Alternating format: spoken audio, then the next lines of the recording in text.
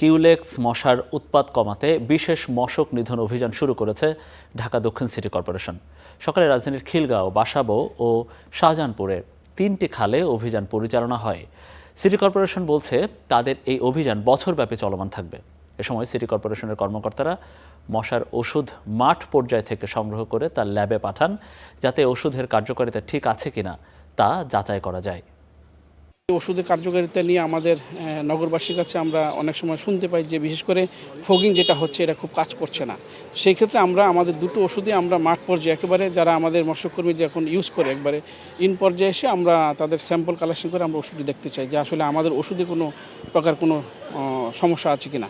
Culex মশাটা বৃদ্ধি পাওয়ার কারণে আমরা আবার এর দিকে নজর দিয়েছি এবং পাশাপাশি আমি নগরবাসীকেও আপনাদের মাধ্যমে অনুরোধ করব যে তারা যেন তাদের বাড়িঘর এবং আশেপাশে এলাকা যেন পরিষ্কার রাখে এবং